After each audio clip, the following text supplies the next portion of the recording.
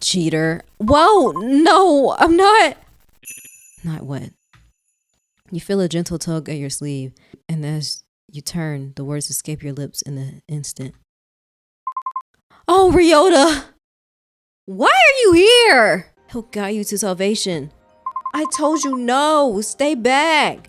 Police! Police! Alexa, call the Hi, I'm the fire guardian. I'm back with Lover's Enigma. Oh yeah, it's our birthday. It almost slipped your mind. It's your birthday today. You're turning... Numbers seem to glitch in your mind like a censored secret the universe refuses to acknowledge. Or maybe you're just repressing it. Maybe this year your birthday wish will actually come true. Maybe your mom will finally listen to you, hear you out, let you breathe without constant pressure of her expectations. Maybe today will actually be a good birthday. Just kidding. Dang. You already know how it's going to end. Oh well, no point in dwelling on it now. You'll deal with it after work. Hey Jim, happy birthday. You're getting pretty old, huh? Yeah. Well, I heard from Tanaka-san that it's your birthday. Must suck having to spend it at work, huh?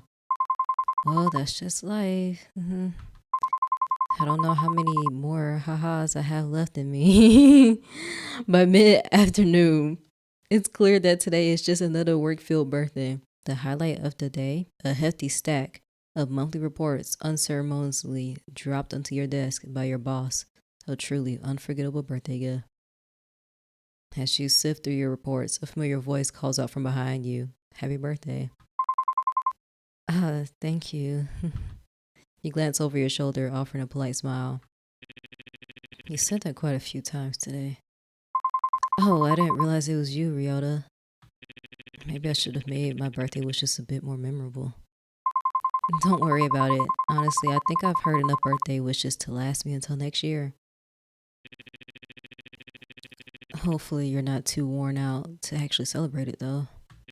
Boss asked me to stick around and finish some reports, but if you're still up for a birthday dinner, I'll be at the station around 8 p.m. Before you can respond, a voice cuts through the air from the other side of the office. Hey, can someone help me with this? Ryota straightens up, already turning toward the sound. I gotta go. Good luck with your work. And happy birthday, Jim. You go about your day as usual, the hours slipping by until it's finally time to head home. Stepping off the train platform, you pause for a moment, a thought lingering in your mind. How should you spend your birthday today? You arrive at the train station and stand by the gantry, waiting. After a short while, you spot Ryota stepping through the gates. The moment he notices you, his expression shifts. He tries to mask it, but the smile tugging at the corners of his lips is unmistakable. It's brief, a flash of something warmer than usual, but it doesn't escape your notice. As he approaches, his tired eyes reflect the exhaustion from work, but the soft smile never quite disappears. You're here. Sorry if I kept you waiting. Sorry if I kept you waiting. Were you waiting for me? I was not. I hope I didn't make you wait too long. I'm glad you decided to come. You know, if you're still up for it, we can grab that dinner just like I promised. It's my treat, of course. Yeah, why not? I hope I can still leave incense for Kazuki. Yeah, I'd like that. Let's go have that birthday dinner. For a moment, Ryota seems caught off guard. Why? His eyes widen just slightly before his expression softens into a warm smile. His relief and happiness unmistakable despite his efforts to stay composed. Really?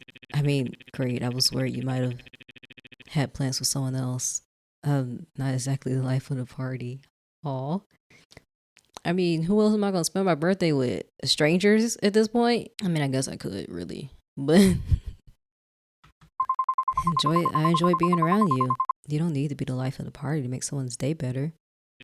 Thanks. That means a lot, really. Well, there's this takoyaki place nearby. It's not fancy or anything, but I thought, well, it's your birthday, so you should get something good to eat. Sounds perfect. Lead the way.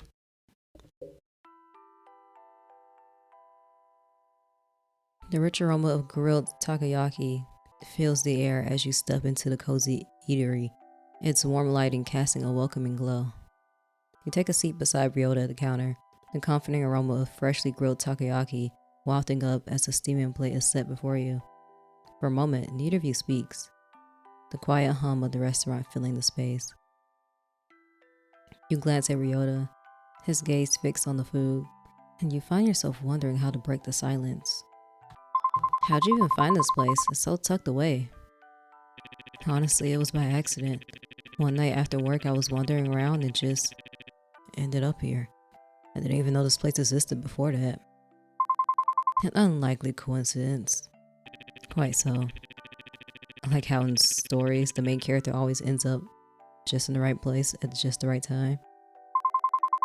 Maybe we're in some cheesy romance written by some lonely writer. Well, they got some good taste for food, I guess. Sure, ask about food. I didn't know you liked takoyaki. I'll eat anything, really, even shellfish. What's wrong with shellfish? They're like the ocean's cockroaches, physically and biologically. That's such a dramatic way to put it. They're delicious, though. Yeah, well, so are cockroaches to some people, apparently. Okay, fine, I'll stop trying to defend seafood. We'll ask about work. So how was work today? Pretty busy. I was rushing to meet a deadline, but luckily I made it just in time. Right. I hope I didn't make things harder for you. If you needed more time, we could have done this another day. Ryota shakes his head, a small smile spreading across his face. Don't apologize. If anything, it gave me something to look forward to. Anything for you. Oh. As you sit at the counter, the comforting aroma of takoyaki wafting around you. A raised voice from a nearby booth catches your attention. Despite your better judgment, you can't help but overhear the conversation. Are you seriously going to let them dictate everything? Every decision, every plan? It's always what they want. Out of everyone, you should understand why it's not that simple. Understand? I've been trying to understand for years, but it feels like I'm the only one trying. I'm tired, Tired of feeling like I come second to your family. Oof. You sit quietly, the tension in their voices making it hard not to listen. The weight of their argument feels heavy. As you steal a glance at Ryota, you realize he's also caught up in their words, his expression thoughtful.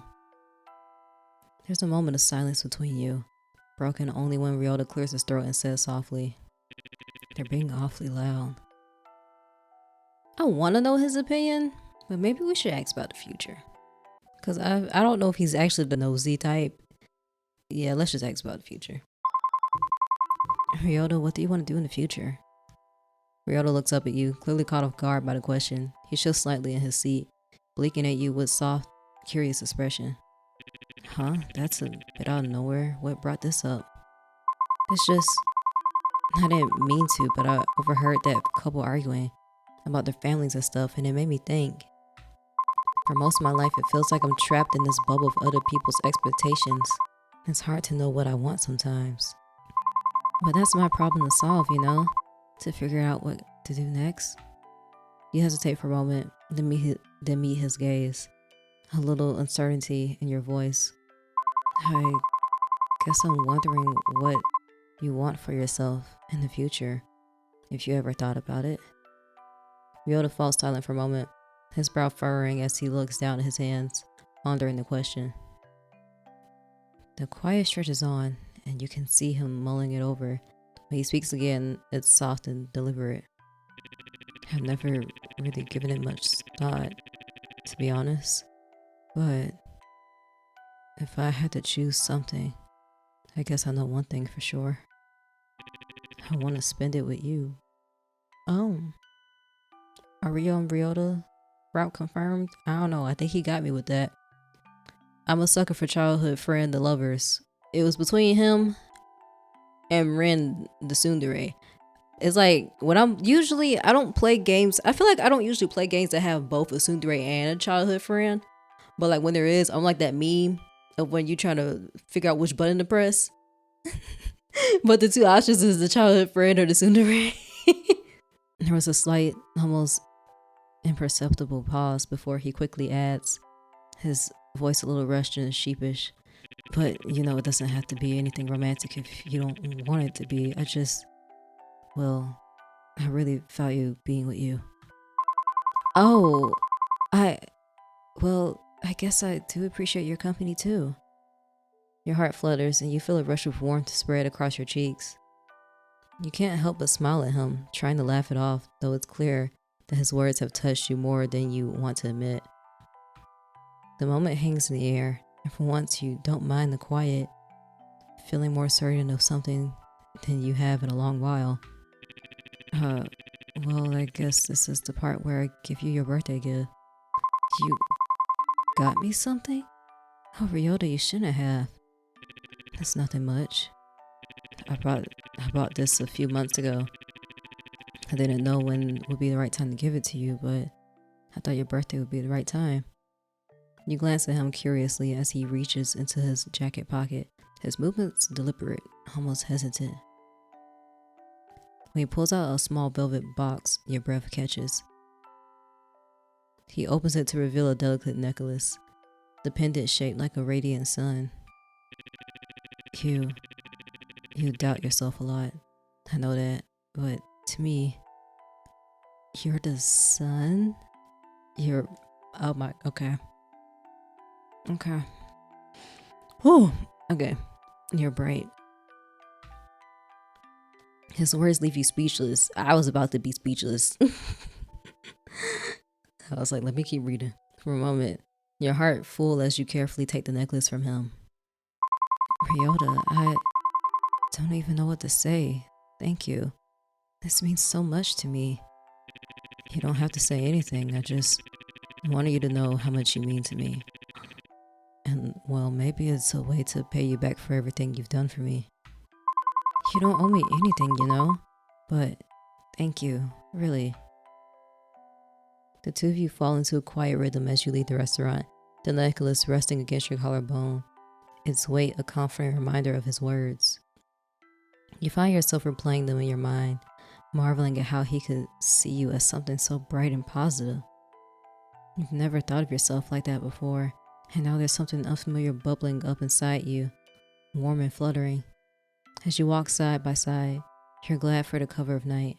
The shadows heighten the telltale red creeping into your ears. Ryota walks beside you, his hands in his pockets, his presence steady and reassuring, and for a moment, you wonder if he can feel it too, the quiet shift in the air between you. Affection with Ryota increased. Yeah, we got some time. He's in the alley, right? You notice Haruki in the alleyway, crouched near a stray cat with a small dish of food in hand. Yeah, I'll approach him. How do I want to? Well, that's in my task. Why not? My dear client, have you come to visit me? Or does Tubbs over here need another visitor? You glance down to see a stray cat nestled comfortably between Haruki's shoes. Haruki is crouched beside him, carefully placing a small dish of food within the cat's reach. Are you acquainted with this guy? Seems like he's got a lot of fans. Miyabi glances at you briefly, then turns away with a flick of his tail. Oh, letting out a soft hiss of annoyance as you approach. Ignore him. He's a meanie, but deep down, I think he secretly likes people. Maybe. Haruki shrugs with a grin, scratching behind Miyabi's ears, unfazed by the cat's attitude. You seem to know him pretty well. How long have you been feeding him? Oh, it's been a while. He showed up around here a few months back, scrappy and a little standoffish. I've never seen him during the day, but he always comes back to the spot late at night. Maybe he's got a day job. Anyways, it took a bit of time, but now he actually lets me pet him sometimes. Not bad for a meanie like him, huh? I pet him one time. Miyabi lets out a soft meow as if protesting the label. Okay, you're a softy deep down, I admit it. I see him around here too. He chuckles, but there's a genuine warmth in his voice. He runs his fingers through Mr. Tubbs' fur one last time before standing up straight, wiping his hands on his pants. Did you really come here to visit me? Or is it just the cat you're after? I came here to visit you. Of course, if not, why else would I have appeared before you? Maybe you're here for Mr. Tubbs, huh? Well, Mr. Tubbs is a pleasant surprise, but I really did come to find you, Haruki. It's such a nice feeling to be wanted. I do try to keep myself humble, but a little ego boost never hurts. If only my mother had the same feeling. So what can I and or Mr. Tubbs help you with today? You know we're both professionals in the art of making other people's days a little brighter. I just want to ask about my situation. Of course, my dear client, you caught me mid-mission working tirelessly in the shadows to uncover why such sinister forces have their sights set on you. But worry not, your friendly neighbor investigator is on the case. I promise everything will be resolved soon. Just a bit more time. As much as I trust you, Haruki, can you tell me a little more about what you're doing? Haruki hesitates, the usual playfulness in his eyes dimming slightly. Still, he musters a grin, a reassuring, a slightly sheepish one. I'm truly grateful for how much faith you put in me. I know it must be maddening to be left in the dark, but there are just some things I can't share yet. Huh? He pauses, searching for the right words. Think of it this way. I'm like one of Santa's elves, quietly working behind the scenes. You don't see how the presents get wrapped or how the sleigh gets loaded, but when Christmas morning comes, everything's there, perfect and magical. You don't have to worry about a thing. Please trust me. I swear I'm doing everything I can to keep you safe. His usual whimsy flickers back, accompanied by a crooked grin. Besides, if Santa can pull off the North Pole in December, I've got this, right? I want to ask again. I do trust you, but I need to know what's going on too. It's not fair for me either. Okay, we got this. Oh shoot. Wait, that's okay.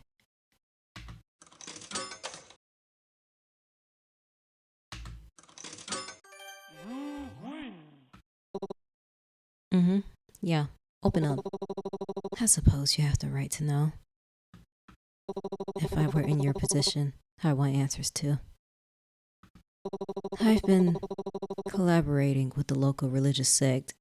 They're not exactly the friendliest bunch. Pretty closed off and difficult to deal with, but they might have some useful information. Building trust with them wasn't easy. They don't exactly roll out the welcome mat for anyone who isn't a scripture-thumping zealot. Honestly, I'm surprised they even tolerate me. That's kind of why I've been vague about everything. Look, I know how they seem on the surface.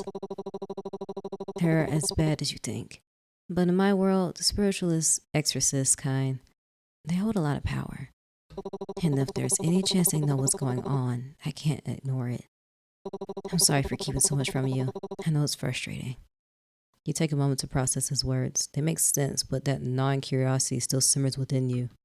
Deep down, you can tell Haruki has already shared as much as he's willing to share for now. I just hope you'll tell me the full story one day. Of course, when the time is right. I'll tell you everything, right after I solve that problem of yours. It'll be the best present ever. Speaking of presents, happy birthday. Oh, you hadn't expected anyone to remember your birthday, much less someone as carefree as Haruki. Wait, how did you know it was my birthday? Oh, my dear client, you underestimate the great powers of the exorcist extraordinaire. It would be utterly shameful if I didn't know the finer details of your life, like the stars revealing their secrets, the winds whispering your truths. You found it on Rhine. What? I found it on Rhine. Anywho, allow me to formally invite the birthday girl to a celebratory feast of the finest takoyaki in town. Girl, what? Sure, it's no 5-star dining experience, but hey, it's warm, it's tasty, and it's nearby. I already had that. Alright, but I assume this means it's your treat. Okay, I guess I get it 2 in one day.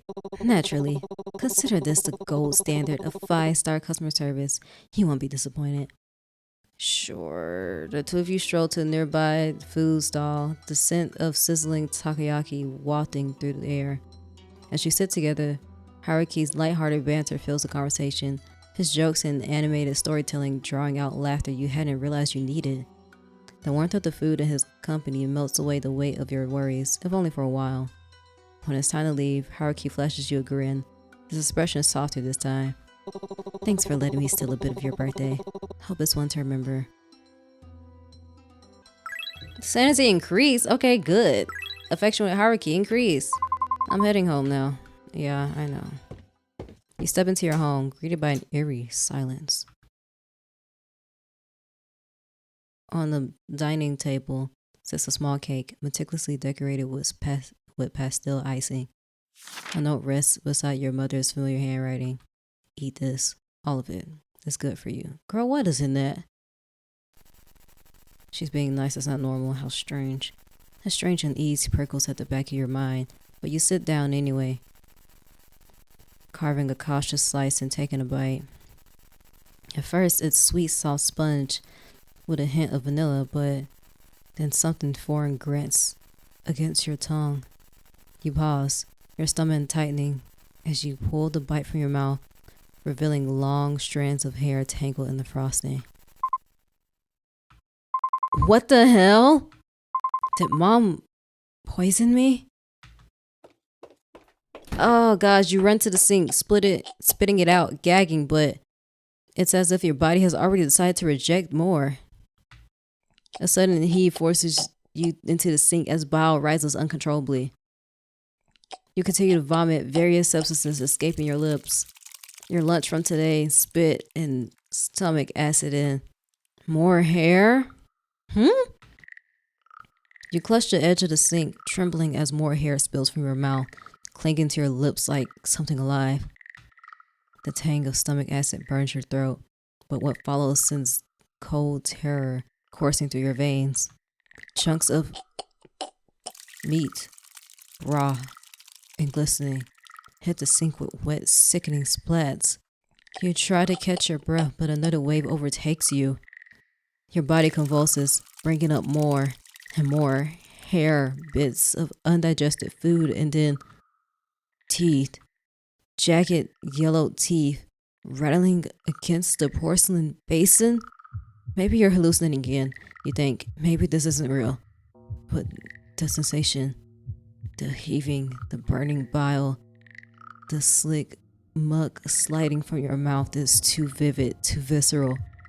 The grotesque parade of horrors continues, spilling from you like some cursed fountain. What? Okay, maybe I might be hallucinating, but what if my mother got Kazuki killed and has been making me eat him? So that, there's no evidence of the body anywhere. So I'm sorry, I think this mother is pure evil right now. And she may not be. She just may be very controlling, and that's it. But I don't know. Each retch leaves you weaker, yet the torrent doesn't abate. As your trembling hands clutch the edge of the sink, you dare glance at the carnage below, and then you see it. Amid the hair, bile, and unidentifiable chunks, something small and malformed shifts. It's pink and slimy. It's like a ball of meat. Alive, it expands and deflates ever so slightly, almost like it's breathing. You notice some of the chunks were teeth and what seems like an eye staring back at you. Oh, what's happening? This isn't real. You can't seem to form the words to even begin to describe the horror that you produce from the depths of your throat. What? Grabbing the faucet, you turn it on full blast, desperate to erase the nightmare. Water gushes down, carrying clumps of the gunk with it, but the sink quickly clogs. The fatigued water pools around the mess, rising in defiance of your efforts. Frustration boils over. You seize the nearest object, a hairbrush, and jam it into the drain, jabbing furiously. The bristles bend and snap as you shove harder, muttering through gritted teeth, then shouting, "Go down already!" Each shove is punctuated by your screams, your voice hoarse and cracking. The sink gurgles as bits of the gunk slowly spiral downward, disappearing into the pipes. Is that a... Finally, the water drains, leaving the basin empty except for lingering streaks of slime. You stand there, panting, your knuckles white as you grip the edge of the counter. The silence that follows is deafening, broken only by your ragged breathing.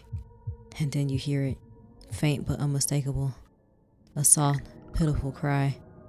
You stumble back from the sink, your legs shaking uncontrollably, and you collapse onto the floor. Hot tears stream down your face as you gasp for breath, the sound of your own ragged sobs filling the suffocating silence of the kitchen. I didn't mean for this to happen. Please forgive me. You clasp your hands together so tight until the knuckles turn white as you pray fervently to anyone or anything that will listen to your cries. Please forgive me. Kazuki, I'm trying. I swear, I'm trying. I'll find out who did this to you. I'll make them pay. Just, please don't hate me. You moved on? Oh? Kazuki? I'm sorry, please. I'm doing my best. I'll avenge you, I swear. How could you? You moved on already? Whoa, who said that? Hey. No, I didn't. You're a liar. You've already forgotten me, cheated on me, like none of it mattered.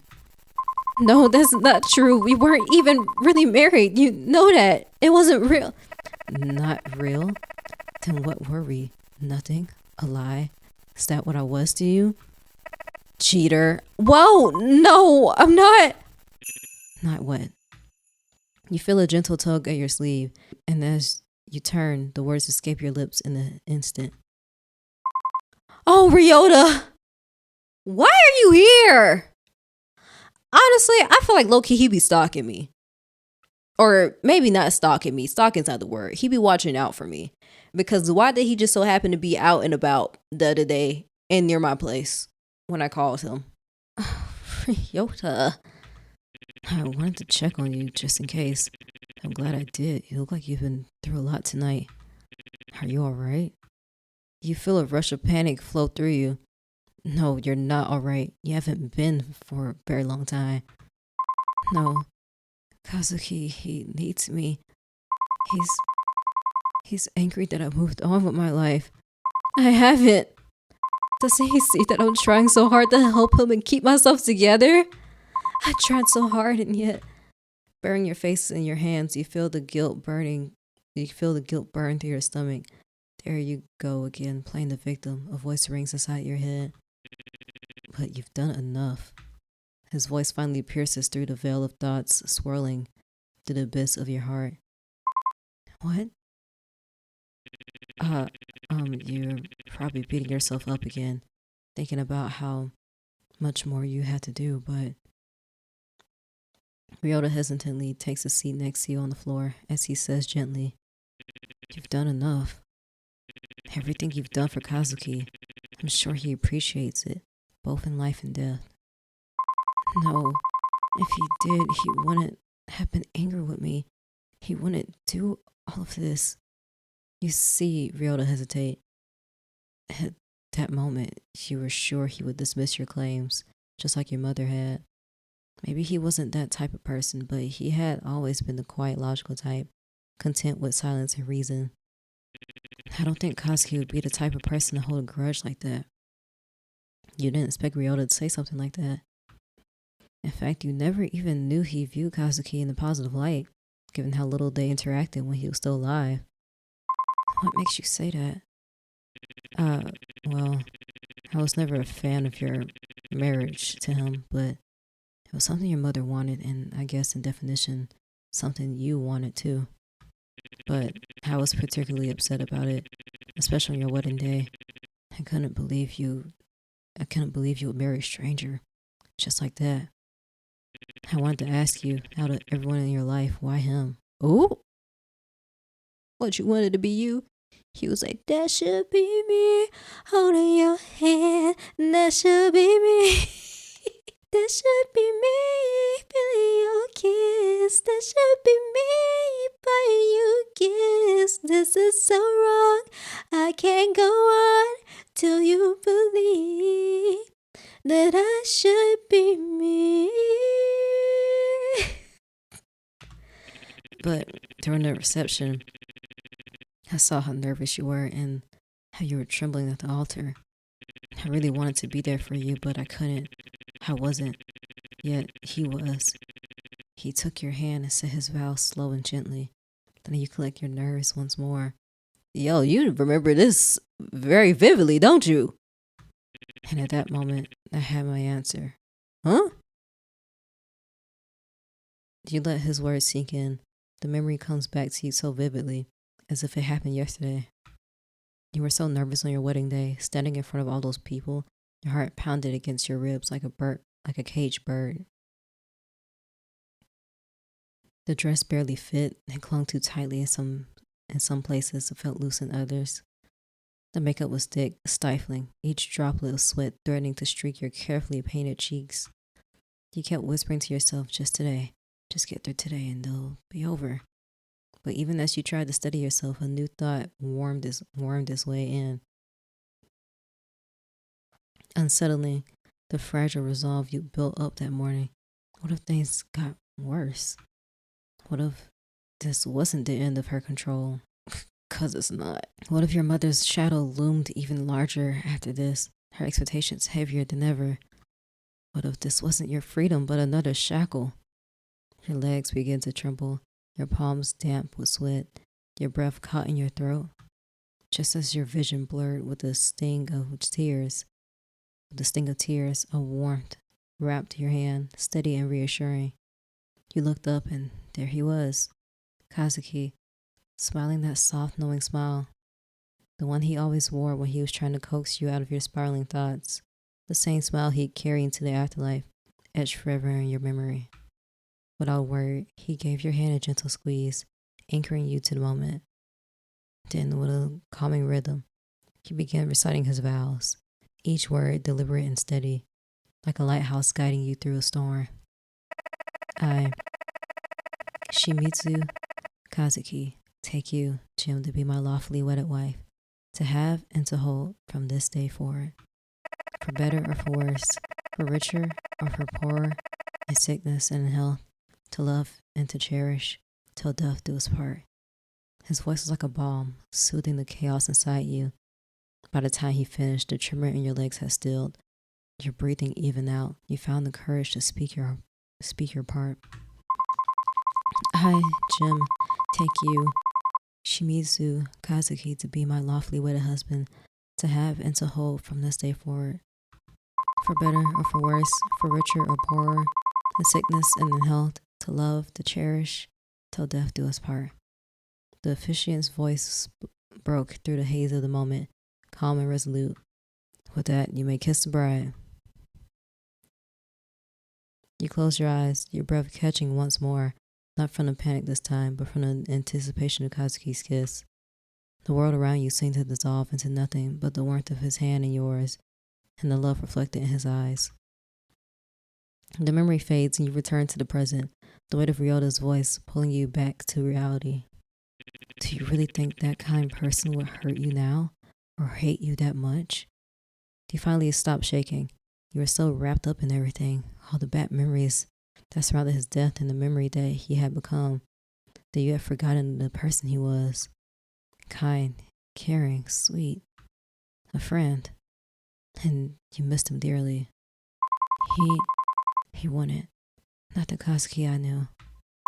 But spirits, they can become corrupted after death. Who knows what type of grudges they might hold. You might have a point, but, more often than not, sometimes evil spirits tend to take their form of the people we know best and twist their memories to something warped. Are you saying? Whatever's haunting you, it might not be Kazuki.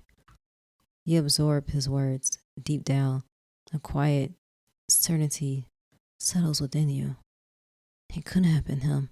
The anger, the malice, it didn't belong to someone as kind as him. No, it couldn't have come from anyone human. If it's not Kazuki, then what could it be? Ryota remains silent, his gaze fixed on you, an intensity in his eyes that speaks of hesitation and a struggle to find the right words. Ryota?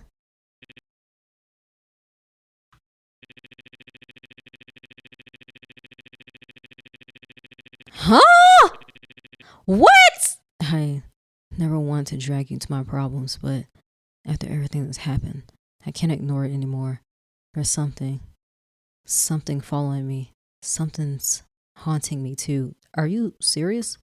The words hit you like a chill wind, leaving you frozen in place. Haunted? Ryota, too? Was he just trying to bridge the gap between you to prove he understood? That he wasn't as distant as he seemed? Or worse, could whatever was tormenting him somehow be connected to you? No, no, it couldn't possibly be from me, could it? No. This has been going on since I was a kid. Actually, it's the reason that I got to know your mom in the first place. The revelation settles over you. Piece by piece, you remember how your mother had always explained her connection to Ryota and Yoko as a natural fondness. She had been her teacher and had a sense of maternal duty she couldn't ignore. Yet, as the truth unfolds, you're not surprised. Deep down, some part of you had always known there was more to their bond than she let on. It's not easy to talk about, but your mom tried to get me to join that religious group too. Told me it would fix everything. She told me it would get rid of her. But I'm not sure if I believe her. I'm not sure I believe in anything anymore. The scar on his arm caught the light briefly, the old mark of a battle he couldn't quite escape from, both physically and mentally. You wanted to ask about it, but his vulnerability stopped you. Instead, you simply reached out and placed a hand on his, feeling the weight of his silent struggles in the quiet of the moment. Anyway, whatever's haunting you, it might not be so different from what's latched onto me. So, I don't know if I have the right to say this, but I don't think you should let it ruin the happy memories you have of Kazuki. We both know that, despite what your mother says, you're doing your best to move forward, to live even after everything. And we also know that it's what he would have wanted to. A quiet understanding settled between you, unspoken yet palpable. His words struck a chord, resonating deep within you, as truth you hadn't fully allowed yourself to embrace before. Thank you for everything, for staying by my side through all this. Why wouldn't I? You were my warmth growing up. You still are. I'd always do the same for you. He shifted closer. You both sat there in the silence, the quietest place you'd ever known. Neither of you had the answers, but at that moment you didn't need them. You just needed each other. Eventually time passes between the two of you peacefully. I should be heading home. It's about time for the last trains to run and I better not miss it. Are you going to be okay? He gives a reassuring smile on the face of your concern. How about this? I'll send you a text when I get home safe. Does that sound good enough for you, Jim? You say your goodbyes, and once he's gone, your gaze falls to Kazuki's altar. His framed picture, still and silent, gazes back at you. The smile he wore in death no longer holds malice or anger, hatred or greed. No, it was the same smile he had at your wedding, reassuring you that everything was going to be fine. And somehow you believe it still is. Eventually your phone buzzes. The comforting words of "I made it home" appear on the screen, and you slowly drift off as even the phone's soft illumination goes dark for the night. The shrine feels different today. An unshakable, uneasy presence lingers in the air. It's that quiet, lingering sensation, like something that's just slightly out of place. You can't quite grasp what's wrong. But in the end, this is still Kazuki's shrine. It holds the weight of his past and the complexity of your feelings, whether they lean towards resentment or something softer. No matter what, it's still Kazuki. You leave incense for Kazuki, hoping it might ease whatever lingering resentments still remain. Yet after days of doing this, doubt creeps in. You're not sure it will make a difference, and still you do so anyway. As you bow your head in prayer, guilt lingers an unshakable weight, pressing against your heart. No matter how much you do, it never feels like enough. Not after everything that's happened. Not after the past few days. You tell everyone you're fine, that you're moving forward, but deep down, you know the truth. Then, just as doubt threatens to consume you, a familiar scent drifts through the air warm, unmistakable vanilla, curling softly through the house from nowhere at all.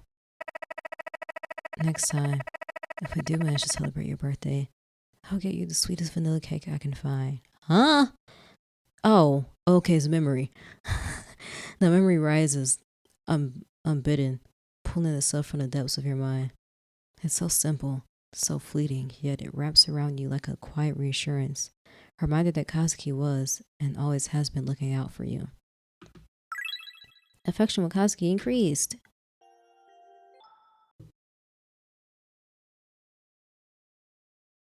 Huh? I'm going to save. Why is this a question mark? That scares me a little bit. Are you sure? Yes. Are you really very sure? Open it already? If you say so.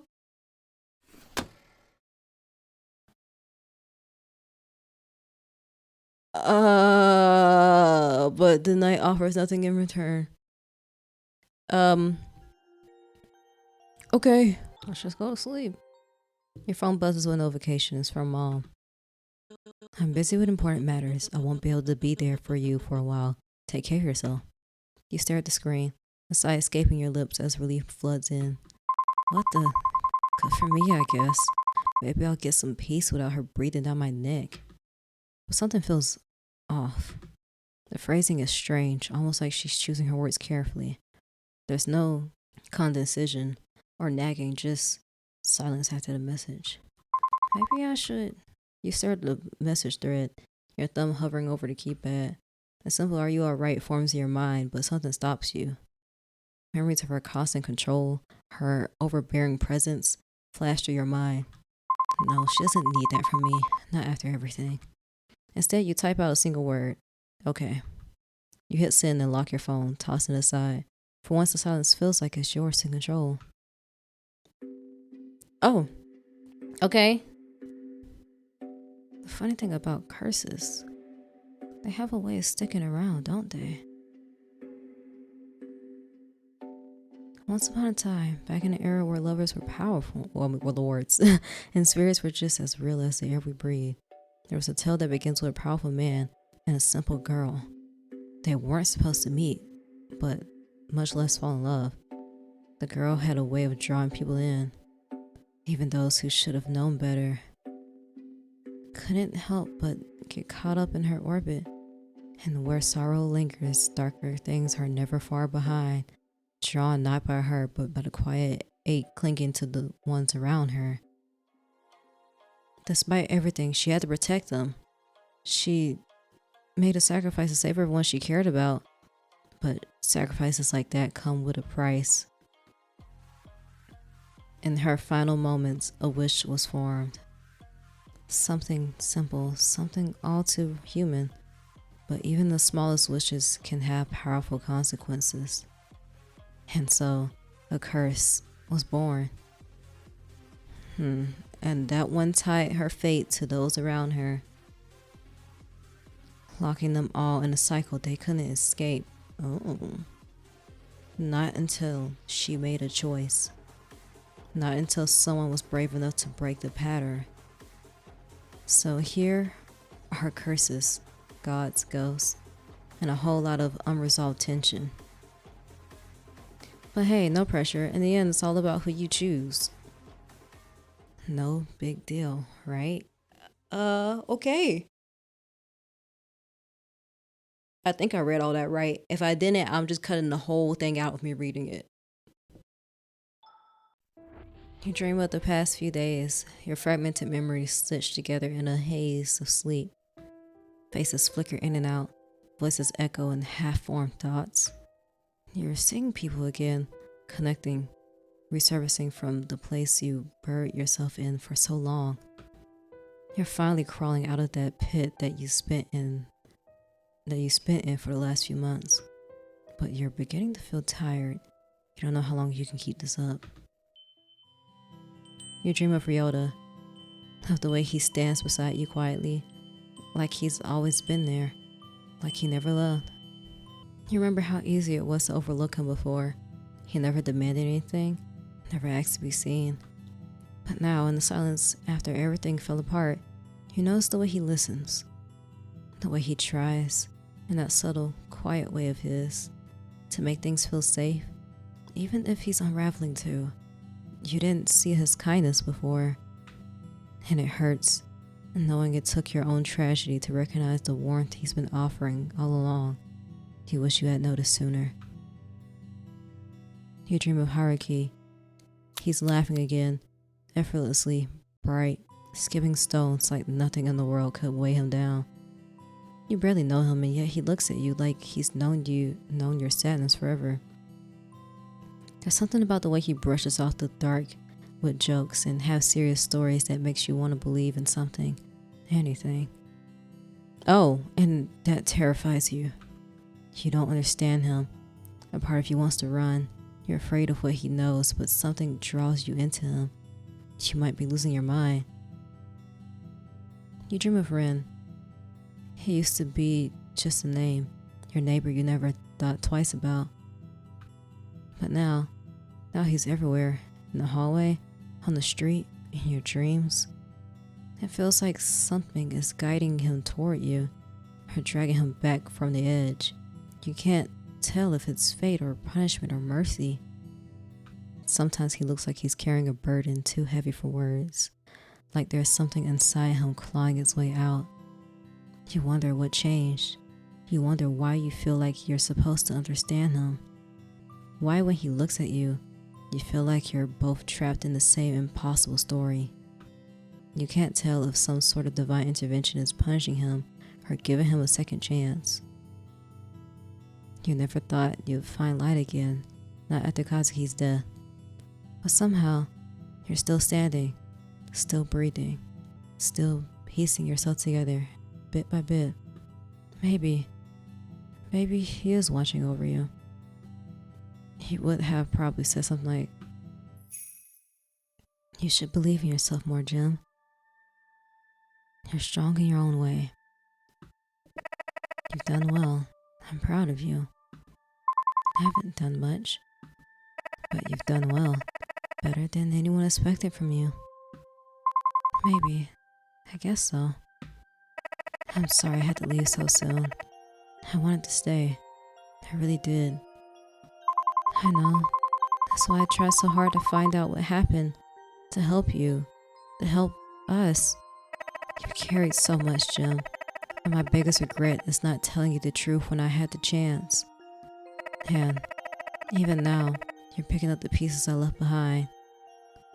I'm sorry. But you're not alone. You've met a lot of people who care about you. They really do love you.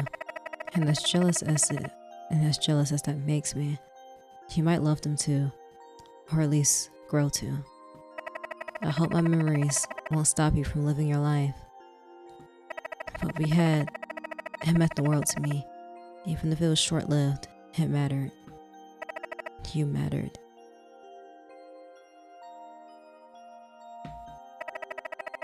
And this life, and the ones before it, thank you. I hope to see you soon, but I know that you'll be making your choice soon. Or maybe by the time you see this, you've already done so. Regardless, I love you. Aw, let's meet again soon, Jim. Whoa. You wake up, the dream already fading like some smoke in a morning light. You reach for it, desperate to hold on, but it slips through your fingers. You're sure it was something kind, something warm, yet all that's left is an empty ache where the memory should be. For a moment, you just lie there, stuck between sleep and waking, trying to hold on to the quiet before everything comes rushing back. And then you remember. The worry settles in again, heavy and familiar. You grab your phone from the nightstand, hoping, stupidly, maybe, that there's something waiting for you. Nothing. No messages, No calls. Still nothing from her. You stare at the screen for a while, your chest getting tighter. Maybe something did happen. Maybe something's wrong. You want to text her. You almost do. But your fingers freeze. What if she says something you don't want to hear? What if she says nothing at all? She's your mom. You care about her. Despite everything that's happened. You still do. Right? You pull the blanket tighter around yourself, trying to block out the awful feeling in your chest. I'm a good daughter, you tell yourself. I am. I'd probably call. You pick up your phone gingerly and ring your mom. It rings once. It rings twice. But again, nothing happens. Why do I even bother? She's not worth it. Suddenly your phone buzzes, and despite the mental turmoil a few seconds ago, you snatch your phone, frantically unlocking the new message from your mom.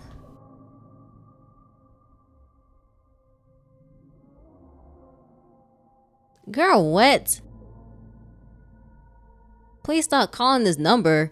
As I said before, I will be gone for a while. Keep your heart open and seek out. Girl, bye.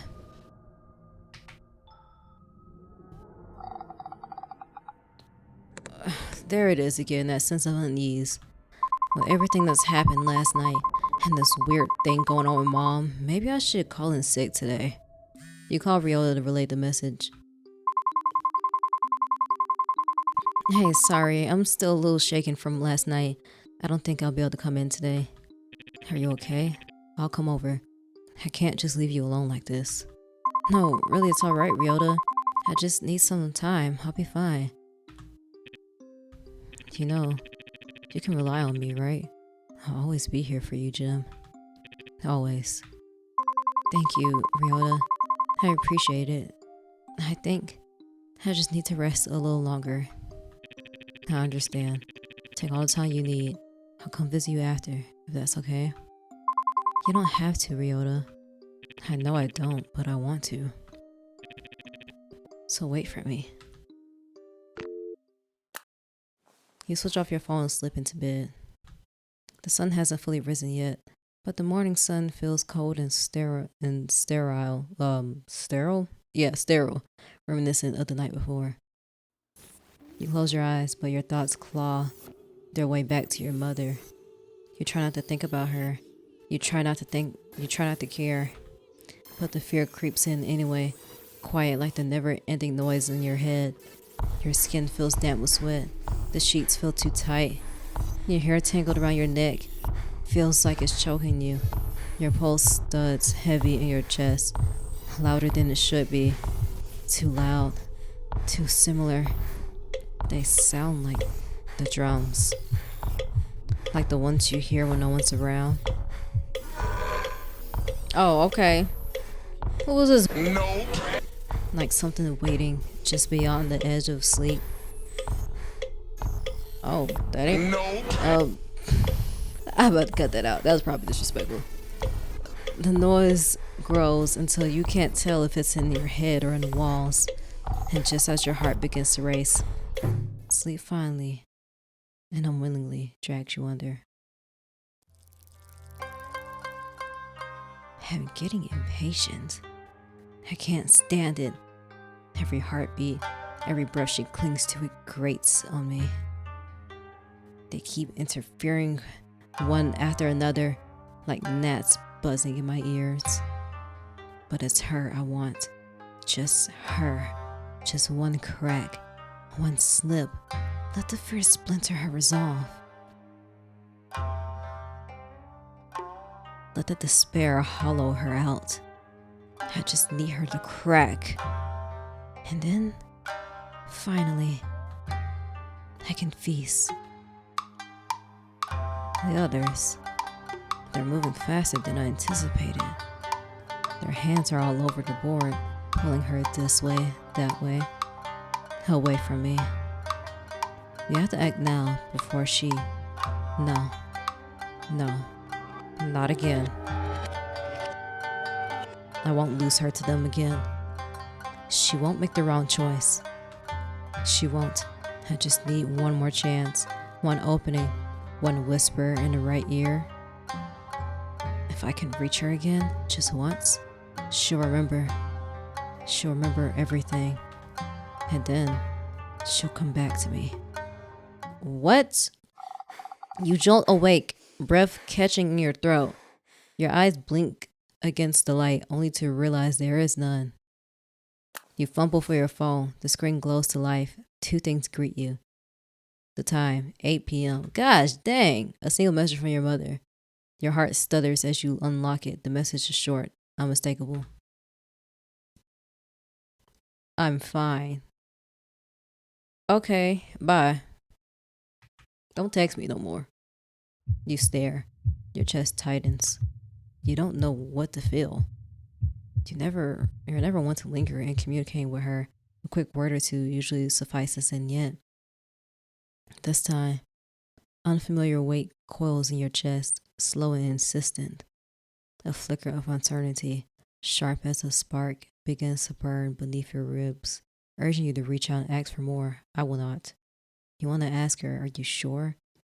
If something's wrong, please let me know. But instead you hesitate, your fingers hovering over the screen. You know you should. You know you want to. But you can't bring yourself to do it. No, maybe it's nothing. You're just being paranoid. Nothing to get too worked up over, as Mom always says.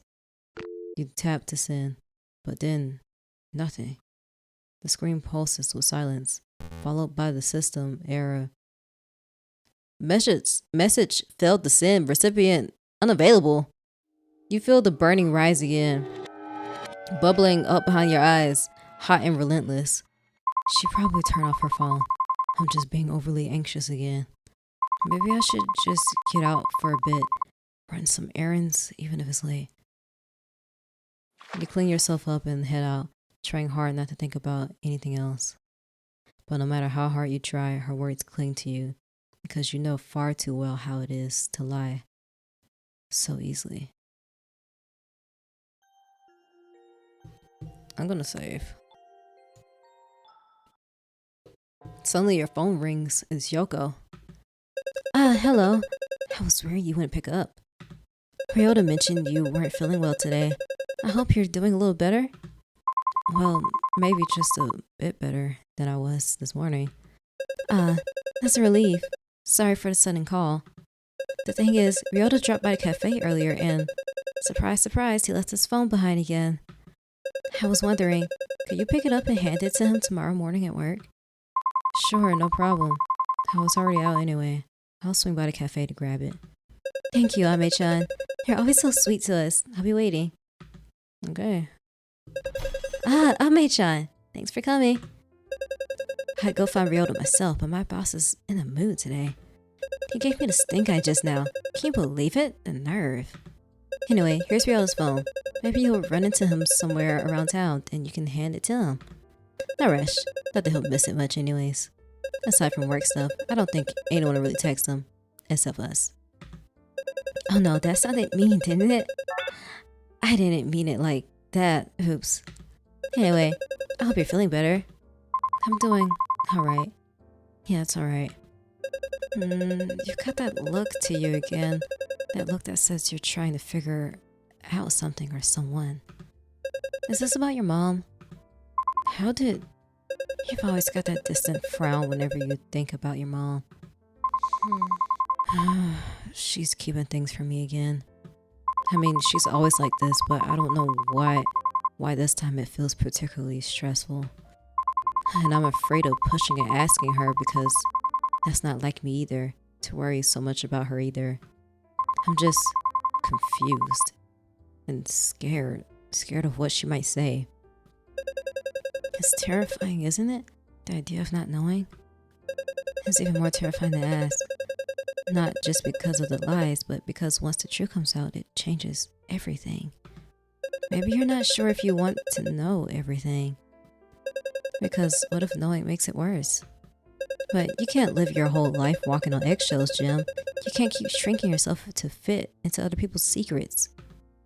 You're allowed to feel betrayed. You're allowed to be angry. But don't let that anger become your compass. Let it pass, then ask.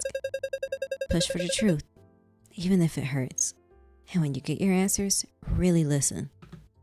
You don't have to trust blindly, but don't shut people out just because they kept things from you either. Hey, you don't tell me everything either, but I'm sure you have your reasons. Sometimes people hide things because they're scared too. Doesn't make it right, but maybe it makes them human. Anyway, I'll stop being dramatic now. Thanks again for helping with Ryota's phone. I should get going before my boss gives me another stinky eye. I'll see you around, Jim. What was all those noises? Where am I gonna go? Only one movie is playing today. The title is a little weird. Loop 879? I don't think I've seen this one before. Ooh. That's scary. You buy a ticket and head inside. The theater is dimly lit, the air thick with scented popcorn and anticipation. You find your seat and settle in as the lights dim further. The screen flickers to life and the movie begins. At first, it seems like a typical sci-fi thriller. A group of people trapped in a time loop, trying to find a way out. I love me a time loop story. Or just like time, like going to different timelines and stuff. Worlds, going back in time. But as the plot unfolds, you start to notice something strange. Characters' experiences begin to mirror your own life in unsettling ways. Scenes of confusion, deja vu, and inexplicable phenomenon play out on the screen. You feel a growing sense of unease, as if the movie is tapping into something deeper within you. The climax of the film is a chaotic blend of reality and illusion, leaving you questioning what's real and what's not. As the credits roll, you sit there, heart pounding, trying to process what you just watched. That was unsettling. That's going to affect my sanity, isn't it? It's really late. I better head back before Takeshi locks me out. Okay, it didn't. I guess we'll go back home. Suddenly you feel a tap on your shoulder. Hello? No, pardon me, ma'am. I hope life has been kind to you lately. Huh. Whew. It's you again. Ah, so you do remember us. That's a good sign. Perhaps you have taken a moment to reflect our scriptures. I haven't, and once again, I'm not interested. That's disappointing to hear. You know, many of the troubles you've been facing, they're not uncommon.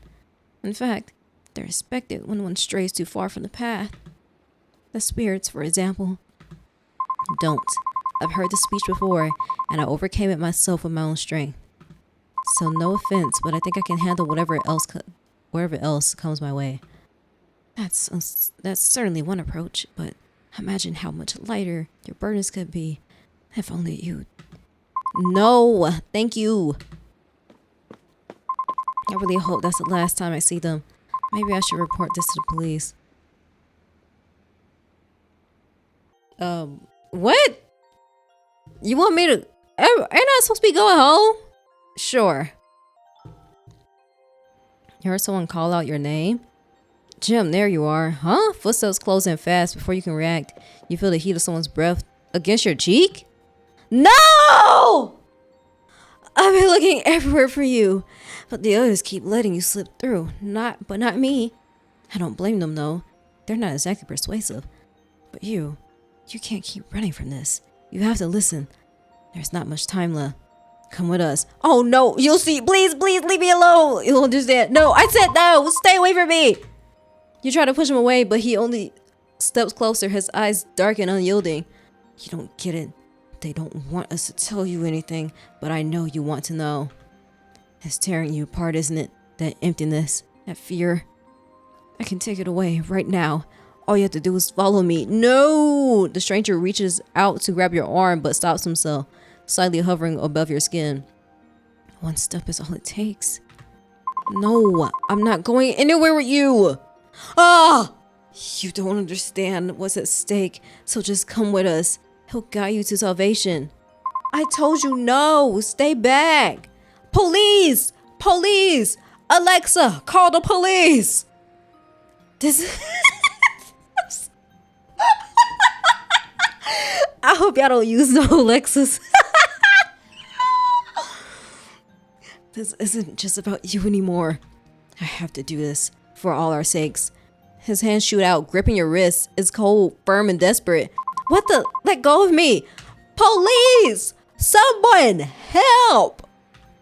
You scan your surroundings, but the people nearby avert their eyes, walking fast. Oh, hell nah, bro. You can't be serious. Walking fast and pretending not to see. You twist, fight, kick him. Your heart pounding as his grip tightens. He'll save us. All of us. Through me. Through you.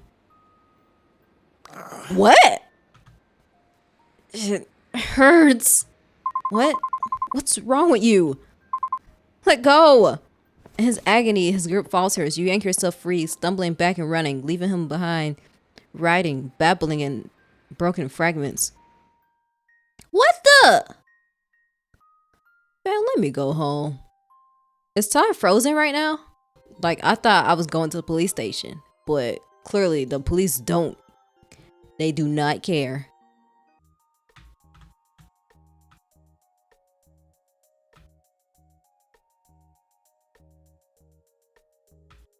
Huh? I have to go. Something's not right. The convenience store is closed. I'm heading home now. Okay. It's a bit early to go home. Besides, the house is making me feel uncomfortable. Bro, like, I don't know where to go. You make your way down to the riverside. It's empty, just like last time.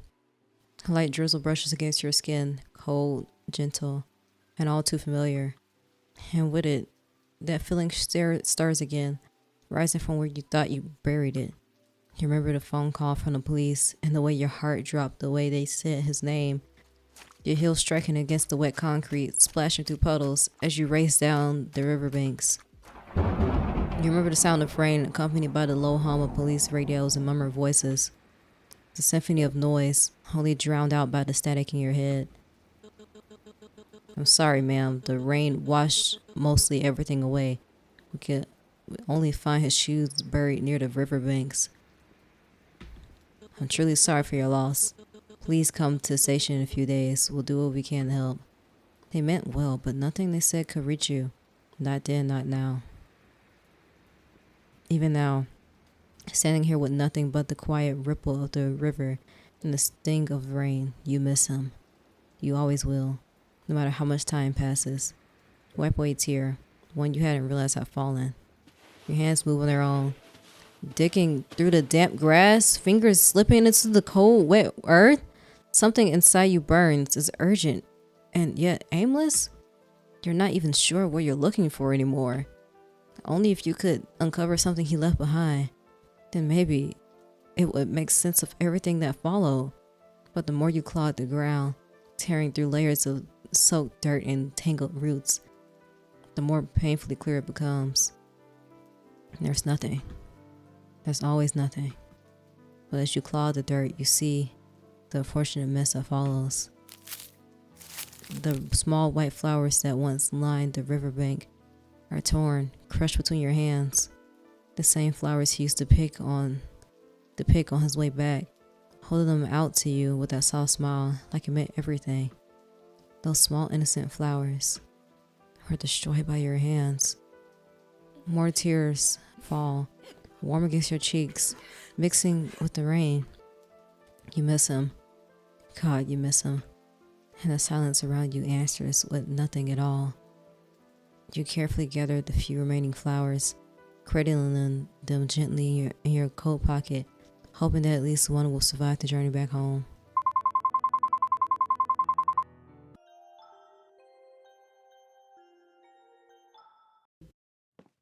You hear footsteps approaching from behind. Hello, madam, we meet again. Bro, you can't be serious. You again? No matter how many people you send to me, I don't want to hear it, so listen to me for the last time. I don't want anything to do with your organization, so leave me alone. Yes, you made that perfectly clear. Twice, in fact. But this isn't about you, and it's about your mother. My mother? She has finally embraced the full potential of our Lord Hiroshi no Kami. She's transcended. She's become one with him. Are you telling me that she's, Dead? What are you talking about? Where is she? As I said, she has risen in ranks and she is one with the Lord now. We can help you too, just as we helped her. So come, follow us. We'll give you salvation. No, just tell me where she is. She's with us. And judging by the look on your face, you're worried. She sent you a message, didn't she? What did it say? She said she's fine, but... And now you choose to play the loving daughter? How convenient. You ignore her for so long, and suddenly her absence means something to you? What do you know about our relationship? I do care about her. Things are just complex and our relationship is complicated. And don't you want to fix that? It's not too late. You can still have the mother you always longed for. It's all within your reach. As long as you join us. No. Your phone rings, slicing through the tension like a blade. I need to answer this. Hello? What? Jim, you need to come back. Your mom just showed up and she's at the house looking for you. What? My mom? Why didn't she call me? What happened to her? Wait, how do you know she's home? And whose phone are you calling me from? There's no time to explain over the phone. Just get home. Quickly.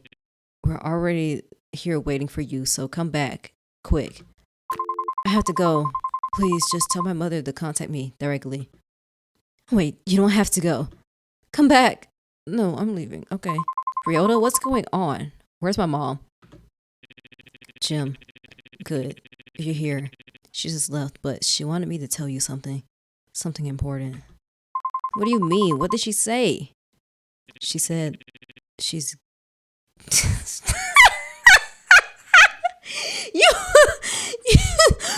You can't be serious. You really fixed your mouth to relay that message to me. She's giving up on you. What? Ryota, what are you talking about? You hurt me. She's done with you. Said you're a lost cause. Ryota, do you want to get popped in the mouth? No, that's not. She told me to tell you this herself. You're free now. Free to ruin your life wherever you see. Bro, what the? Oh, okay. No, this can't be real. This cannot be real. This cannot be real. It's not real. This is not real. I refuse to believe it. And how did you call me? How did you call me? Unless, of course, you finally do the one thing she asked of you. Join the organization, Jim. I'm so mad. Rin, where are you? Rin! Join the organization, Jim. Embrace Hiroshi no Kami's teachings. That's the only path left for you. That's how you earn her forgiveness.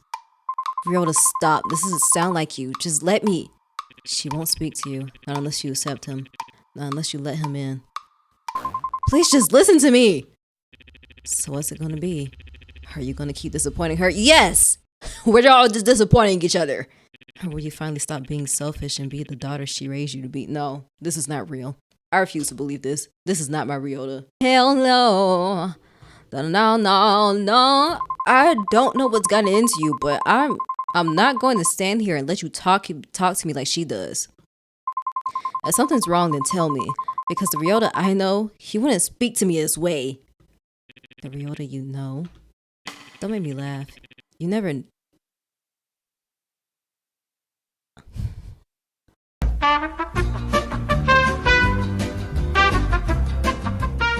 Did you really believe all those kind gestures were the real... I've been tolerating you. Tolerating your delusions, your mood swings, your constant need to play the victim. But now I'm done. I can't stand the way you cling to me, like I'm supposed to fix you. This is not real, cause ain't no way. The way I cling to you? Sir, this is a two-way party. You could have just not answered the phone. You could have not came here. Like, what? That's why I'm relieved this fake relationship is finally over. Okay, bye. Get out my face. We can stop pretending now. Cool. Bye. I don't know what to say, but I do. I've always resented you for going along with this fake relationship just to keep your mother happy. I thought if we stood up to her together, she wouldn't be able to control us. Did you ever voice that as an option? But you just voted. You let her win. You ruined everything for both of us. No, you... And I hate you for that. I really, really hate you. Girl, get the... I'm sorry, Ryota, but you about to get socked. I'm sorry, Ryota. I know I should have been a better friend to you. I was weak. I should have said no to her from the very beginning. That's true. I let fear control me and I let you down. This can't be real. This can't be real. This make my head hurt. I let you down. I know words can't undo what's already happened, but I will try to make things right. No, there ain't nothing. There is nothing to make right. It's time for him to make leave. Make like a tree and leave. You were there for me when I needed someone the most. And now I'll do everything I can to be here for you too. But I can't let you insult me in the meantime. Right. Still as selfish as ever. Always wallowing. Always dragging people down with you. Why are you even in my apartment? We got nothing else to talk about. You think everything revolves around your sadness, your drama, your broken little world. This can't be real. Yeah, something's wrong. This isn't like you, Ryota. This can't be real. I was about to say this can't be real. But either way, I'm probably still gonna have to box you up. No matter how angry you were at me, you never say things like this. You were never hurtful. I don't know if you're being delusional or just plain stupid. Just because I played nice to your face and said some nice words doesn't mean I actually meant them.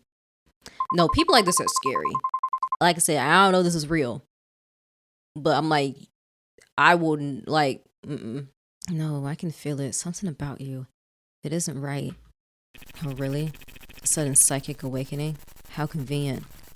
Just another drama to tack onto the endless list of things you think make your life flow tragic. You're insane. You finally snapped. Just like your mother always said. Yeah, and if I've snapped and finally gone insane, it's your fault. How about that? You talking about I ruined things for both of us. Bro, you have ruined my psyche now. And you have made me crack. Now what? You were always a lost cause. Oh. Well, you figured it out. Huh? Who are you? Who is this? Who is this man? Who is this man I see staring straight back at me? Congratulations, I suppose. But no matter, things have already begun to move again. You know, I really do want it to end, to finally put this wretched game to rest. But with every cycle, every turn, I'll grow stronger and soon I won't need you at all. I've seen so many versions of you. Every version is still clinging to hope, still screaming into the dark. But you always come back. You always try. And I always win. Over and over and over again. Let's see how long you last this time. Jim, wake up. Please, you have to get up. The fire, it's almost got you. What? So I was right about thinking a fire has started? You can survive this, but only if you move. What? Jim, listen to me. Get up. Get up. Get up. Get up. Your skin stings. Your clothes are burning away, melting to ash against your body. But still you move. Somehow you push yourself up. What is... How? I'm so confused. I'm so confused. What is going on? You scared the room and panicked. The smoke thickened. How? Was I actually just asleep the whole day? Heat licking at your skin. Then your eyes land on it. The incense from Kazuki's shrine has toppled over. Somehow the flame grew large enough. Now it's spreading fast. The fire crackles and roars, devouring everything you once held dear. You stumble back, overwhelmed. Part of you wants to collapse right then and there. What's the point of fighting? What's left to save? But then But then, through the rising smoke, you see it. Kazuki's photo shatter on the floor, the glass fractured, but his face still visible. Something stirs in you. You have to keep going. Oh my gosh. You grit your teeth, push yourself up. You stand. Every step is agony. You're so close. Your hand reaches towards the door handle, but then something grabs you. A hand, cold, strong. Fingers curl around your neck, yanking you back into the smoke. You're not going anywhere. Who is this? Who? You thrash. Choke, this gotta be hallucination. Claw at the air. You were so close. The door was right there. But the smoke swarms your vision, curling into your lungs like poison. You almost made it. Almost. Something rips at your skin, dragging you back into the... Okay, what is going on? Did I just somehow get a bad ending, or is this supposed to happen? Is it the fire itself? The creature? You can't tell. Your thoughts are blurring, flickering like dying embers. And just as the darkness threatens to swallow you whole, you see it. A silhouette rushes through the smoke, fast, desperate. Arms wrap around you. Someone lifts you up. You can't see their face, but they're real, warm, solid.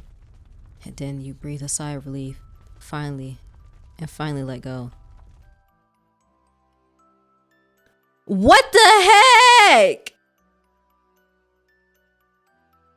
Oh my gosh. That was crazy. No, that got so intense. Like towards it. Are you serious?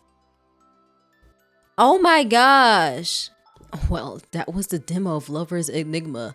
That was, I don't know what kind of a mental boss battle that was with evil Ryota, but that wasn't my Ryota. It better not be. Honestly, you probably still gonna have to get socked when I see him. Cause you saying that to me in my dream is crazy. We might have to fight for real in real life. But anyway, I hope this video was fun for you. I hope it was entertaining. I hope it was good background noise. I hope it was a good experience, whatever it was for you. I hope it was mostly positive, and I'll see you in the next video. Bye.